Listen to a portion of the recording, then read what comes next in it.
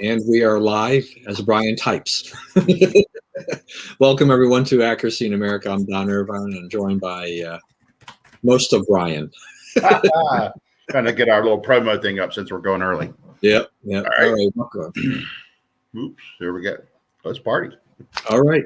It's your turn to give the other intro. Oh, good morning. Horribles, drags, despicables.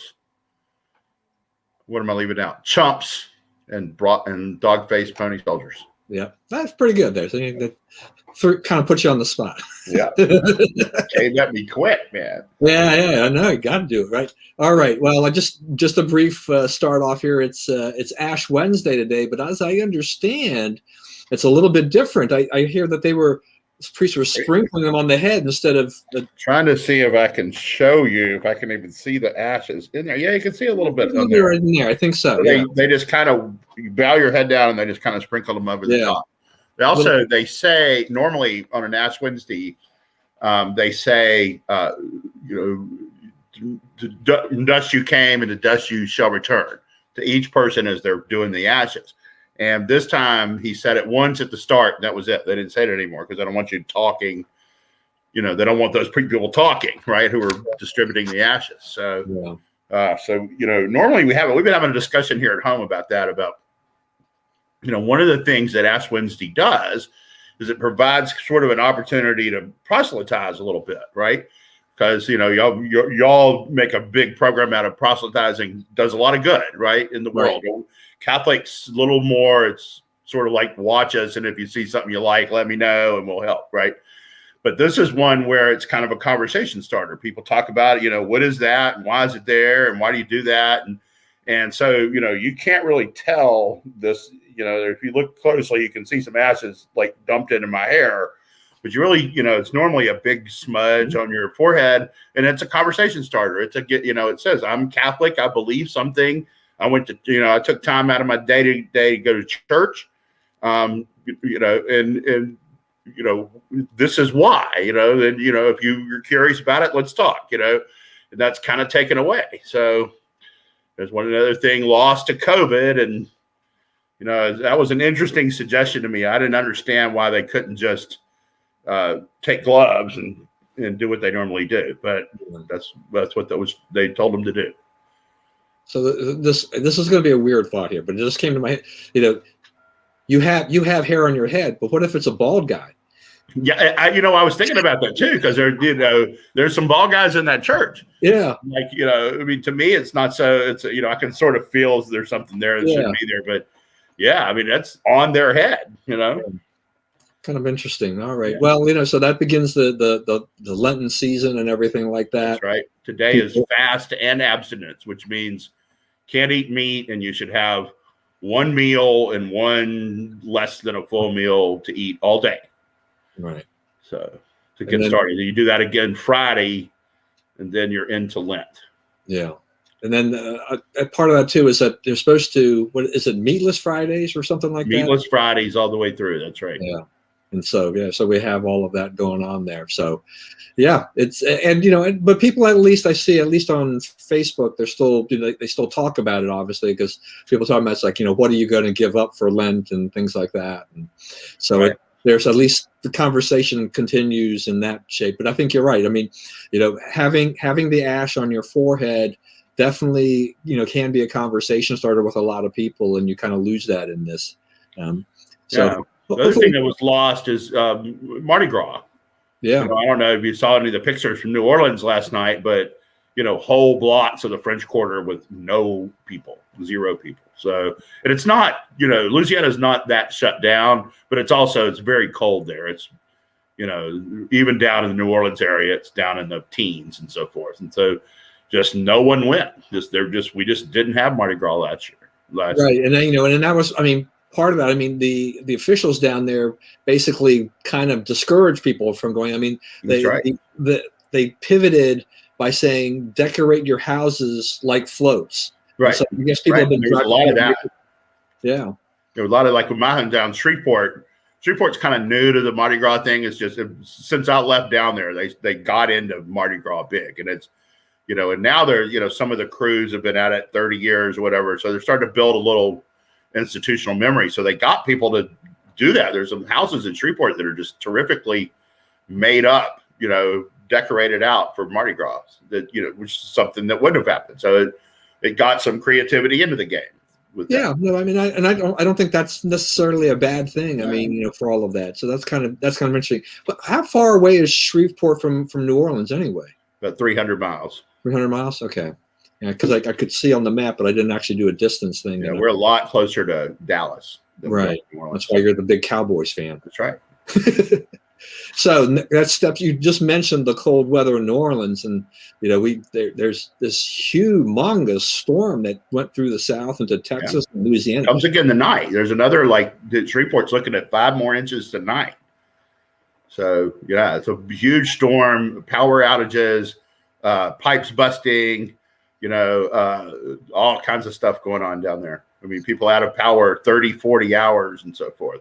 There's the lady who is the color, she's like the Dan Colco of the Astros. Her name is Julia Morales. Her father was the guy, Morales, who ran for attorney general in Texas years ago, went campaigning around the state in a pickup truck. Do you remember him? Oh, yeah. And that was her dad. And so she's gotten married and has a baby. She had the baby right at the end of last season, right as the season ended, 2 days later, she had a baby. And so she's home in Houston with this baby, and it's freezing. They have no power. So all of Houston is following, is Julia's baby all right, So it's been an interesting thing. All right, so we have to throw in, we'll divert here because Bob is on. I guess the grad students aren't bothering him today. That's right. So he said, happy Ash Wednesday, lots of fish ahead, and sadly, no glass, mug, and pitcher experimentation until Easter. That's right. Indeed, no Mardi Gras to prepare for the abstinence. That Shreveport NOLA drive is indeed a lengthy one. So yeah, it's.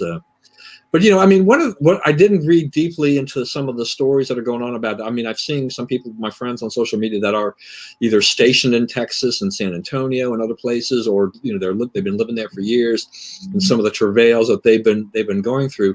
I know a lot of people have been heading to hotels, and I guess they had backup power generation of some sort to keep some of that going. I did say, it was some furniture guy down in right. So I was going to talk about that. So. Guy's name is Mattress Mac, and he has these furniture stores. And he made deals if you in 2019, if you bought a bed and the Astros won the World Series, you didn't have to pay for your bed. Well, that guy, yeah, same guy. And so that Howie Kendrick home run, it saved him a lot of money. But what he has done is he has opened his stores and said, if you're cold, if you don't have it, you can you come over and hang out in the store, or lay down on the beds and be comfortable here. Don't sit home. You can stay overnight if you need to, and just whatever Houston needs, this guy just comes out we got plenty of them. Come by here and get some. Whatever it is, it's unbelievable. And I don't know of another big city that has a guy who like that. That's you can just count on, when hurricanes came, he put everything on sale and let everybody didn't have a place to go, come there then. He has food in there and so forth. And, really a tremendous American. He's kind of in that sense, he's kind of a throwback to the old days of people and when cities were smaller and things were much more cohesive. This is a great thing that he is doing there. I mean, I did see some pictures on TV this morning about people just in recliners and whatnot. Yeah. And that's a tremendous thing to do, because that's a huge sacrifice for him as a business, to go through and to do all that. I think he even said that there'd be food there and stuff like that. So, it's not just a great humanitarian thing to do, but in some ways, it's almost there's a back end smart marketing thing to this too. Is that Houston will never let this guy go broke. No, way. Absolutely not. No. If the guy ever runs on for whatever, if he ever runs into any business difficulties, those people in Houston are going to bail him out big time. That's right. They will be there. They will remember what he has Houston done. it's a big small town. They do a better. They really get the community behind stuff there in a way that like Dallas doesn't. Atlanta doesn't. It's a big small town. Yeah, well, after Hurricane Katrina, where did people wind up? And they wound up mostly in Houston. Houston, yeah, right? a lot of them did. Yeah, yeah, that was a big problem for a couple of years until right. all that like turf got settled and whatnot. Right. Yeah. Right. That was part of it. Now, I did want to ask you. One of the stories that's coming out of this, and I don't know if it's fair or not, but I'll let you comment on it, which is a lot of backlash about green energy, Green New Deal type of stuff like that, being partly at fault for not having enough power here for this. But it was a huge storm. One of my cousin is an energy lawyer in Houston. One of my cousins, and he put on Facebook, and I think this is really right that this is something that happens every 30 years, and maybe I'll be lucky enough to be here when it happens next time. So and that's part of it. It's like we don't have we don't have as many plows and salt trucks and stuff as they do in Pennsylvania, right? And so when it snows here, we're totally unprepared. It's like we're prepared in proportion to the threat, right? And which is the same with Texas. Now, as for the energy, yes, it did hurt them that the turbines failed. Wind is up to about 21% of energy capacity in Texas. So having 21% essentially idle did put a lot of pressure on the other kinds of energy. But the biggest problem is when there are needs for surge like that, it's met by upping the amount of natural gas in the system. And because of the freezing and because the pipes are not insulated in Texas against cold, a lot of the natural gas piping failed. And so they could not bring the natural gas. So when you talk about, we don't need pipelines, right? Yeah, we do, right? Yeah, we do need natural gas. Yeah, we're not ready to do this without natural gas. So I think, conservatives want to, say something responsible here. It's not really an attack on wind energy. Wind energy did fail largely, and that is part of the problem. But the thing is like we need to have capacity and the ability to surge capacity with fossil fuels. We are not past technologically or whatever where that's our need. So part of what they need to do is make it where you don't have these breakdowns. But I think there's a lot of wisdom on what my cousin says too. Don't overreact, right? It's not you're not going to face this again for a while.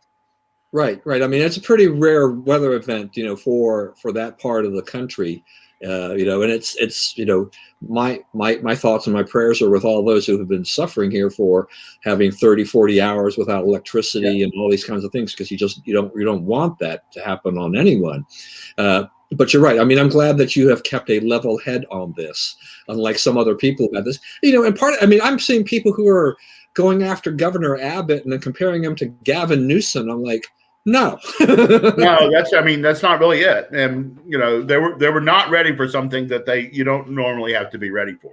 Now, what it does tell you, the other thing you can kind of pick on green energy is it's not going to bail you out of crises, because now its function in the energy realm is crisis avoidance. You get low on the other stuff, you can bring this in to fill in the gaps. And every time it's asked to do that, it doesn't do it, right? Because whatever the reason is that you need more energy is also a reason why the alternate sources can't produce as much. For instance, when it's real hot, the wind's not blowing, so the wind energy doesn't help you. You don't get as much, right? So there's some stuff to think about, and there's some stuff that needs to be changed, but the blame game is not all that helpful here. Something happened fairly extraordinary here. You don't know if it might happen with some increasing frequency now because, we do appear to be in the cooling phase, not a warming phase anymore. Right. No, and that's that's all. I think that's all good advice on that. It's just the people who keep pushing green energy, just they really will not admit to the fact that we cannot be a country that to do away with all of our fossil fuels. We still need fossil fuels, and I can only imagine, had there been more wind turbines, in Texas that had more reliance, I think the situation, it would have been even worse. It needs to make them think. I mean, we had this discussion, I think, last week. We talked about electricity and the grid and the electric cars. I mean, we're seeing Royal Dutch Petroleum, they want to shift away from fossil fuels to other sources of energy. But there's a cost to that. I mean, this country, and more car manufacturers want to say, we want to have more of our fleets being, electric. It's like, where are you getting this power from? Exactly how you're going to do it? Right. There's not enough wind. There's not enough sun to do this. Right. And you also want to hook up your cell phone and your computer and your this and your that, which also uses a lot of power. Right. Right. So, I mean, it's just kind of interesting. I mean, I was thinking about even just, there's this Bitcoin mania going on there. I mean, this morning apparently it crossed $51,000, and it had crossed 50 on yesterday, and and this is just insane. Now, people, some people are making a lot of money off of the Bitcoin, but what seems to always get pushed to the side is that the amount of energy required to actually mine Bitcoin is humongous. Right. That's a tremendous strain on the grid, and just but people are out there trying to mint Bitcoin because they're chasing wealth and all these other things, but it's always what your ideals are. It's like, there's an energy cost to doing this. I didn't really realize that. Yeah. AOC says, of course, it's quite literally. She said the argument for the Green New Deal, the whole Texas thing. Quite literally, she said. So I don't know. All right, so we've had the impeachment trial. We talked about this a little bit last week. We had, the vote was taken, and 7 Republicans joined with the Democrats to indict, but it fell. That was still far short of what they needed. Short, yeah. But it's Nancy Pelosi's reaction, some of the Democrats' reaction to this, that really just come on now. I mean, you've tried this twice, you failed twice, and now you're upset. You've gone to the point where you're calling the Republicans who didn't support the indictment seditious. I mean, this is getting kind of ridiculous. Right. So now they want to have a. Here's my theory for one thing. So you've had, in the last day or two, you've had McConnell trash Trump, and then yesterday Trump trash McConnell, right? And I think they're working together. I think they're editing each other's pieces, because if you look at what's going on, so this mutual trashing has empowered the Democrats to, they now want a 9/11 style commission to go through all this and figure it out, and who else could be charged criminally and what they can stick on Trump. Their chance to convict Trump of something to do with this was the impeachment. Right. Well, you get to vote on whether he gets witnesses. You control the whole flow of information. The judge is on the jury, and he's already said he's on your side. Right. You get the real evidence and real discovery and real, deposition of witnesses and so forth. That favors Trump. And it also, he didn't come close. Then you're charging him with the actual statutes, and the statutes, he doesn't come close to violating them. He doesn't come close to getting outside of the Brandenburg, exceptions to freedom of speech, right? He doesn't even approach any of that. So when you start talking about trying to prove it, your thing gets even harder to prove. And, so that's where they want to go. And the reason that I think that Mitch and Trump are doing this is that they're, the Democrats are going to chase this indefinitely now, right? I mean, they're going to find every person who was there and question them and plow through all this stuff again. And, the amount of people who care is going down, down, down, right? Because, it's been adjudicated. You had your chance. You fell way short, not even close to getting this over the hump, right? So it's just, you're just harassing the guy, and, they can't quit. They can't stop, and now it's like they have both houses, and the White House, I mean, they can really do some serious damage to this country, and they are doing some serious damage, and they have plans to do even more serious damage. But it's going to be much less than it could have been because these guys are obsessed with getting Trump with this, about this January 6th. Yeah, I mean, you mentioned something that I want to bring up too. The Democrats are, the impeachment managers have got some blowback for not calling witnesses. Yeah, but they can't because, if they call witnesses, no, they get to vote on the witnesses, so they could turn them down. But play this in your head. If they would have called witnesses, who would they have called? Like the guy with the weird hat. I mean, if you think about it, the only thing that they sought to prove with all their testimony and all their videos and all this stuff is, that there was, a disturbance at the Capitol that day. Well, everyone kind of understands there's a disturbance at the Capitol that day, right? That's not really seriously in dispute. And most people understand that, 99% of the people who went to that rally did not take part in anything, involving the Capitol. That this is just a few people who got in. Now, it's not good, and I'm not excusing it, but people know the scope of the story. And so you kind of can't pretend anymore that it's more than it is. Yeah, I mean, that's the thing too. It's just the Democrats. I mean, so they approve witnesses. What are these witnesses going to say? Where is a possible witness that has any evidence that President Trump incited a riot? Right. You're talking to nutbags who went and did a nutbag thing, right? So but if you do that, then Cruz even said, he goes, we're going to call Nancy Pelosi. We're going to say, hey, Nancy, did you tell the guy did you tell them we didn't need any more help? Did you turn down, offers of assistance? Did President Trump offer you a bunch more National Guard people that y'all all rose up against having that could have prevented this? They can't have those questions come into the public realm, so they can't really call witnesses because the witnesses would hurt them and ultimately. Yeah. All right. So Bob had another comment here, going back to our energy, narrowing to a couple of energy sources of one type or another, green versus fossil fuels, for example, simply foolish. More, not less, is the sensible answer. Right. The more energy you have, the cleaner the environment will be, the lower the price will be, and the more efficiently it will be distributed. Right. And we have to say, I mean, conservatives are not against, in general, having a cleaner environment, clean energy. Right. It's just this, this craziness by the Greens in terms of our way is the only way. All right. Trying to force it. I mean, it will come. There are applications now, and to be honest, right? If you think about where are the windmills in Texas, they're like I-40, right across the north, the Panhandle, right? That's a big, open, windy expanse, right? Where there's not a huge demand. You don't have a big city up there for a long way. Amarillo, Abilene, but it's not. I mean, that's not a heavily populated part of Texas. Wind energy can serve a good percentage of their needs, right?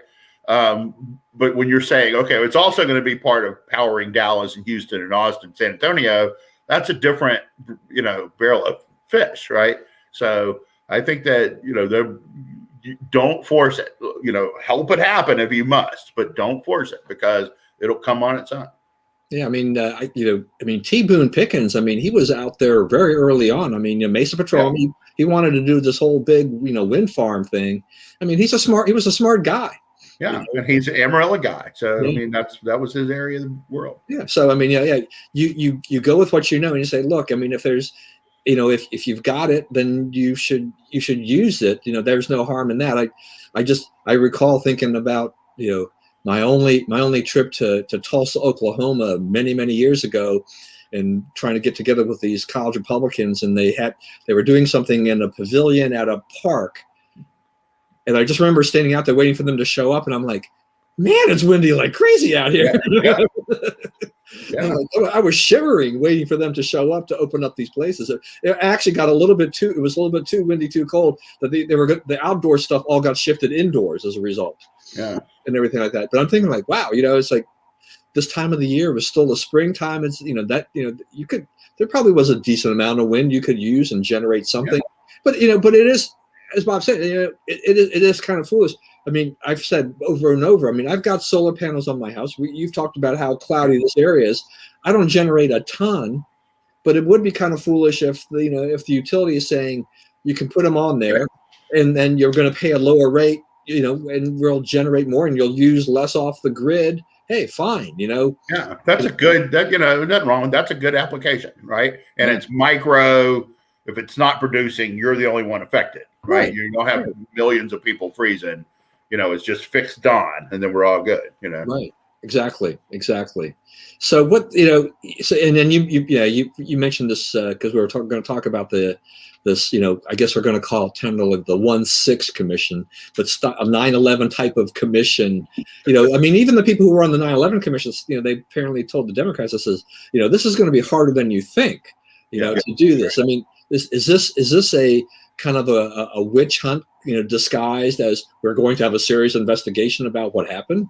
I don't know that I don't think it's useless, and I don't think it may be a witch hunt, but that remains to be seen. I think it's useful to find out like where the actual operative security in this broke down, and because right now, I mean, their response is to fence off everything and stand armed guards at every pass, and not let anybody into anything, and that's not the way Washington functions. That's not the way Congress functions. Congress, people have to be able to get in there and see them, right? They're going to have to work out something to where, it goes back to being the basic regular flow of people through those doors, into the House office buildings, right? There's a lot of business that gets conducted. You can't cut that off. That's how we seek our redress for grievances, right? That's the system, so, to find out like what went wrong and, how is it fixed? What might we have done differently? What do we need to do with those requests for additional manpower? Because, you can't argue that you handled this one properly, right? You can argue, who handled it improperly, but it didn't get handled right. So if you want to get down into the nuts and bolts of how security is handled at the Capitol and, what did we do wrong and what could we do differently? I think that'd be helpful. There are a lot of security problems at the Capitol. Like you have the pink ladies who go in and disrupt stuff. I mean, it's not just, the problem is, predates January 6th by a year. So, if that gets looked into and dealt with and improved, then it will have been a useful exercise. Right, which I believe is what Kevin McCarthy has been saying. I mean, focus on the security issues and what went wrong and why we weren't prepared for this. Right. You're not going to prove that Trump, incited a riot. All right, you're not going to prove anything you can put him in jail for. You can keep trying, but it's not there. The case is not there. It just seems like Nancy Pelosi just can't let go. She can't he is in her head. He is rent free, right. And I mean, he spent his administration humiliating her, right? She said, I only talk to principals, I don't talk to staff. So she never talked to Trump again after that. She said, you can have $1 for the wall. So Trump built the wall without her approval, right? Like all these little things, every time she tried to go against Trump, he destroyed her. He didn't just beat her, he beat her bad. And she can't get over it. Like she was so mad the other night. I don't know if you saw the little clip. She went back to, she goes, we don't give slap on the wrist we give slap on the wrist for using the wrong stationery. We don't give slap on the wrist for this. So I mean, she's angry and she's making the decisions that angry people make, which are not well considered usually. All right. So I need to pick up on this Trump living rent-free in her head, because I think that's really good. I think to a certain extent he's living rent-free in Joe Biden's head, because I'm going to skip to something, we'll go back, because Biden had this town hall with CNN and he goes over a bunch of things. But one of the things that was pointed out here is just that, he got kind of angry. He's like, I don't want to talk about, Trump anymore. He's the former guy. And then he went on to talk about Trump. Right. That's all you can think about too. It's got to be kept pretty simple for Joe, right? I mean, they're not complicating it for him at all. And he appears to be not in good shape. If you watch him in these interviews, he can't really explain what he's saying. There's a lot of, I know he had a stutter when he was growing up, but there's one thing to have a stutter and not be able to form a word that what you mean to say. He doesn't know what he's trying to say. That doesn't have anything to do with a stutter. So, yeah, he's obsessed with Trump. You saw his press secretary yesterday, who makes you miss Kayleigh McEnany every day, saying, we don't want to do anything in foreign policy the way they did it. Okay, well, we got, 4 peace deals between Israel and thought to be eternally hostile Arab nations under Trump. We ended our involvement in a bunch of international wars. We calmed the waters with North Korea. We had China on the defensive. I don't know, if just saying, anything Trump did, we're going to do the opposite, makes sense, because a lot of what Trump did was very good. Yeah, no, I mean, it's funny because I think what we're learning on this town hall thing with Biden, if you read about it, is just that he came out with all these things that they were going to do in their first 100 days, and he kind of starts to walk it back a little bit, or he tries to use a little bit of nuance to try to kind of cloud the whole issue a little bit, so that it's not what it was at the beginning when he started the administration, because we're what now, 28 days or thereabouts. I guess we're 4 weeks in, right? Today's the 4-week mark. So he's got another 72 days, on the 100-day deal. But things have been softening a little bit, with regard to what he said there. And I mean, he even said that what Jen Psaki had said about school reopenings was not communicated properly. Right. And, and then she went against what the union said. I mean, they don't really have their, act together, and they can do this sooner, or they can do this later, but they're going to have to fix the press office. Those people don't know what's going on. You have people running wild in there, confused messages. She's out there circling back on 3/4 of the questions she gets asked. It's a problem. She looks bad. She looks inept. And, and then you had the guy Ducklow who worked for her, who I guess he was harassed. He was dating a reporter from one publication.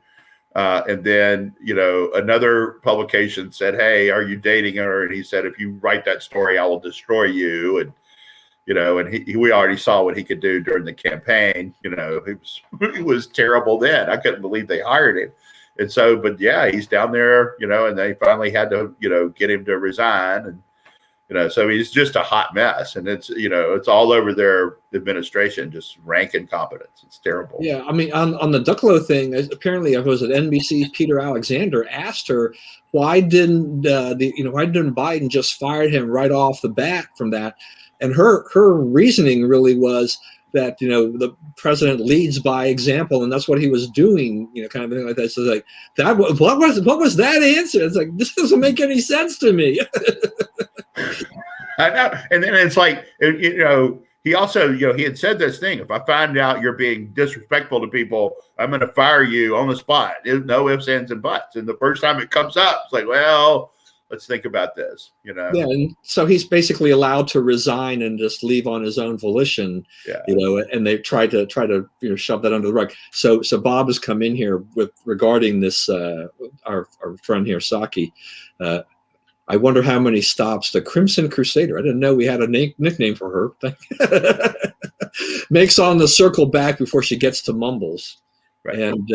And Kip David. Is this another one of yours? Yeah. Okay, everything was said to be 100 days, so we've got. But that's right. I mean, so Crimson Crusader, will that be will we call her that? Crimson Crusader. Thank you, Bob. I've been trying to search in my head. I just kept everything I did in my head kept saying ginger something, but I didn't know what to make. Ginger genuflector or something. Right.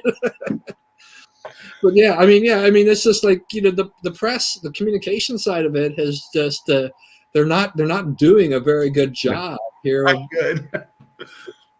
So if you're President Biden, you begin to wonder. I think your advice is good. I mean, they've got to fix this. Yeah, and because I mean, right now you're in the loving arms of the media, right? And they're trying to prop you up, but at some point they get frustrated and they're like, "Hey, these guys don't know what they're doing." It won't be like they were with Trump.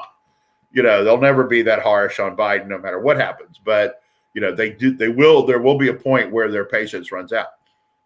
All right, so I'm going to go back to the little more on the impeachment side, just because I wanted to get your opinion, because on these Republican Party censures. I mean, we already had the Arizona thing before, and then we've had North Carolina, and then I guess some counties in Pennsylvania have done that to Toomey.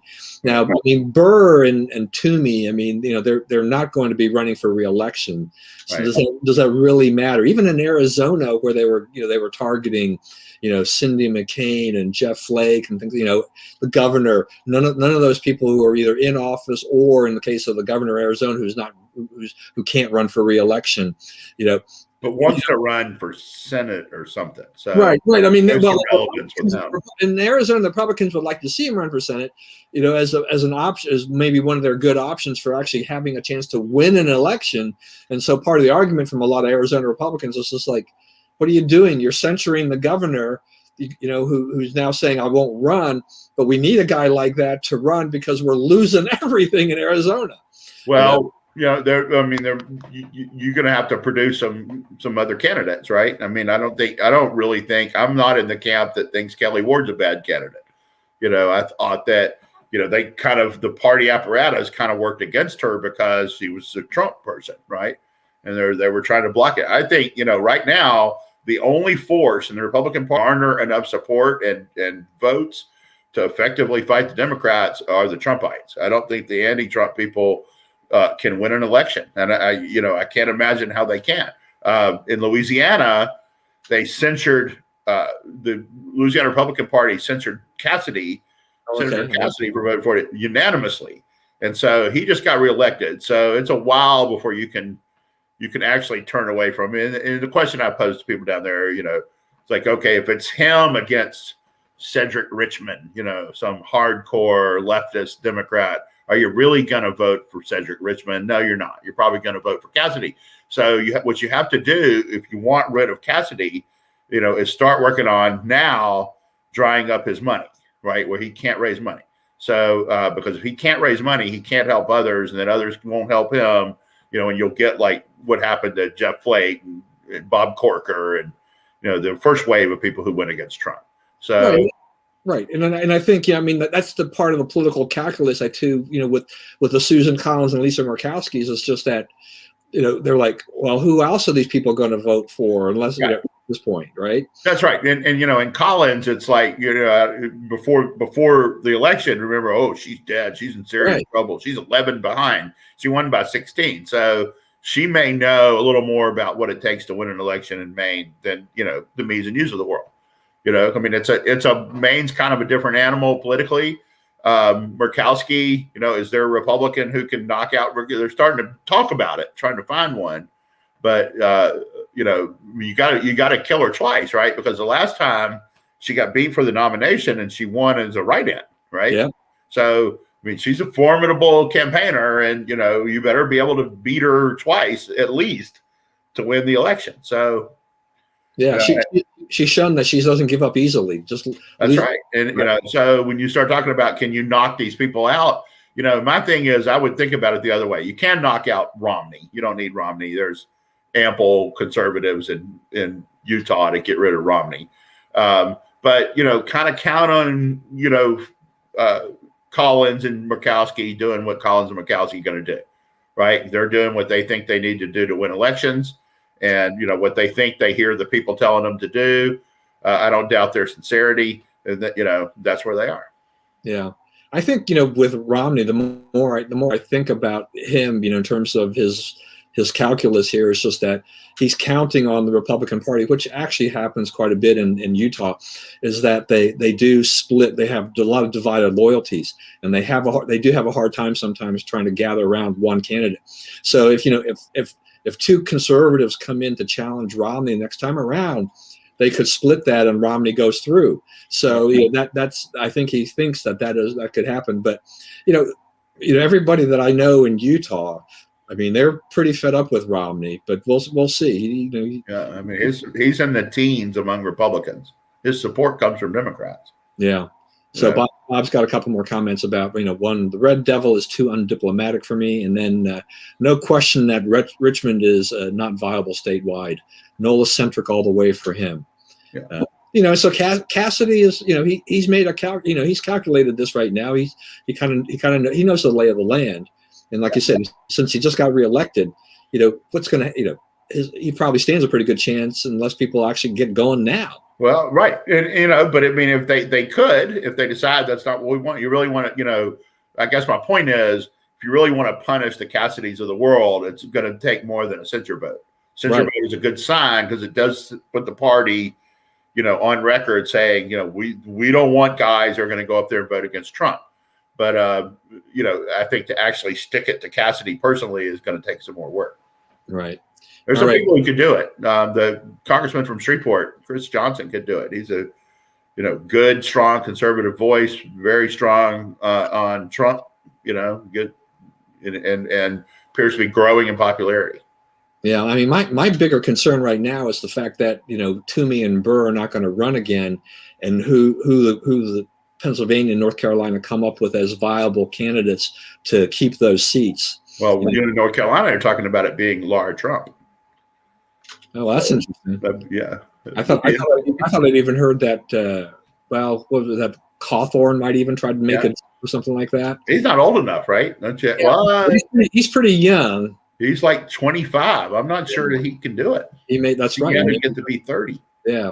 So that may prevent him from doing that. So that we'll have to wait and see how this all develops. Now, apparently, I guess Perdue is thinking about running against Warnock in 2022. I guess, right? Right. So that actually would be helpful. I mean, yeah. I think that would be definitely be a better race than Loeffler. Right. Ran against him. So I have some hope there. I hope that maybe we can get some of that back. All right, moving up to New York, because we just need to at least touch on for a bit, Governor Cuomo, the Emmy award-winning Governor Cuomo, and all the problems he's having with this whole nursing home, COVID death scandal. This has got even the Democrats in the state legislature, in New York upset. This is like I'm trying to put a gauge on is how upset are they and how willing are they to actually take action on this? Because what he did, you can go to prison for that. He publicly lied about how people died. If you prove that he, knew, what he knew and when, it's possible there's a criminal case there. But at the very least, you would think that they would have enough on him to get him to at least step aside. Right. So I think you're going to start to see some pressure from Republicans and some Democrats on him to resign. Yeah, I mean, what I'm seeing so far, based on there's a Democrat state assemblyman, I think it's a state senator, who's been on Fox News, and he's talked about they had granted Cuomo emergency powers when everything started. And that's one of their first order of business is that to strip him of that. Right. As at least the first step in this. But when it comes to people dying from COVID, this is not a Democrat, Republican, independent thing. I mean, this goes across all party lines. This is not, well, you say that, but in this case, people did die because of partisan politics. The reason he put people in nursing homes is because he did not want to use the hospital that Trump built at the Javits Center or the Mercy ship, right, that Trump sent to New York Harbor, which, the Mercy ship, you could have put 3,000 patients on there and treated them away from everybody else, right? I mean, they're in the water, they're off by themselves, and treated them. And he refused to do it because it would have meant, giving Trump credit for helping, right? And so, it is partisan politics. These people died because so you could stick it. So Cuomo could stick it to Trump. Right. My thing was just that it didn't. The party affiliation, there was one for the victims, that wasn't but it was partisan politics. Absolutely. You speak about the Mercy ship. I mean, I had a friend of mine who was actually on that ship. He left his family in Arizona to serve on there, and they were nowhere near as busy as they thought they were going to be. Right. They ended up with like 5 people. He wouldn't let people do it because it would have given Trump a PR victory.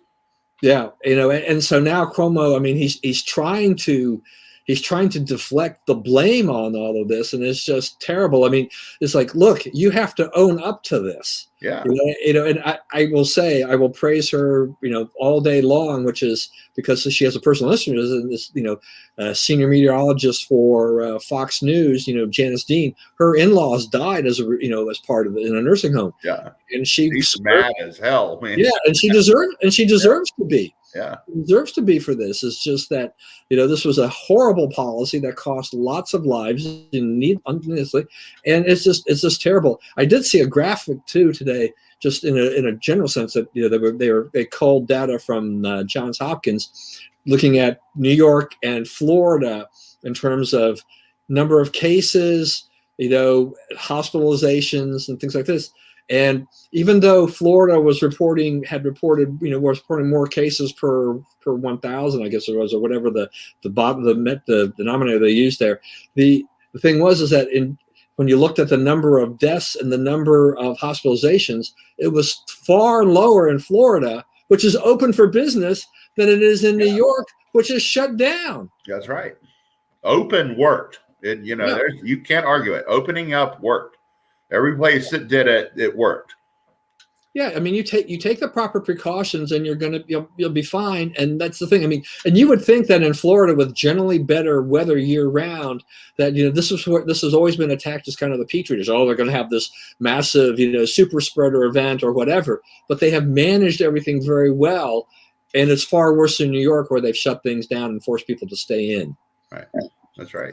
So it's a terrible. They managed this crisis well. They treated it. The other thing is, we need to get people to ask the question, what if I do catch COVID? What if the prevention doesn't work and I end up with it? Okay, what will happen to me? Because when you're weighing, that needs to be part of the calculation. How bad is this thing that I'm trying to avoid? Because we're getting to the point where the variants are not as severe as the original. And the longer something goes on and gets passed from person to person, the less deadly it is. Because if it remains deadly, all the people who get it die. There's nowhere, you can't transmit it, right? To be transmissible, it has to become less deadly. So, why are we, maybe it's okay. Like if you're 8 years old, your likelihood of having any kind of serious health problem is almost nil. So, when you think about what are we avoiding, that needs to be looked at, right? Because now it's we cannot have one child infected. It's well, lots of kids are going to get infected, and that's sort of okay, right? There are 85 million school kids in America, and about 80 of them have died of COVID, and all with multiple comorbidities. So, that needs to be weighed. That's not getting weighed. That's not getting seriously considered.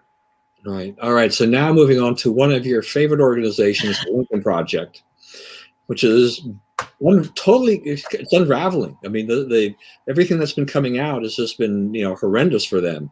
So I'm sure that you're really sad about all of this. Well, I mean, I guess now they're talking about, shutting it down completely. Everybody's bailed on it. There's some talk Stuart Stevens wants to take it over and do something with it. But I was kind of in a similar situation in basketball recently where you're trying to take over an organization, but that organization has so many obligations, debts, things to work out that if you take it over, you got to straighten all that up first. That might not be recoverable. So I think probably Conway is right that they just need to shut down. I mean, it was really kind of they had one mission anyway, was to beat Trump in this election, and the election's over. And, if Trump runs again, they can reform in some other, under some other type of banner, and, the same thing will happen. So, it's of all that little consequence. But what needs to be talked about is it was a grift, right? It was nothing but a grift. They didn't move the needle electorally. The Senate races they got involved in, they lost them all. People, it looks like of the $90 million they collected, at least 50 million of it went into the pockets of the people who put it together. So, I guess good for them. You ripped off your fellow Americans, but, don't give money to grifts. That's one thing. Just don't do it. Just don't feed that beast.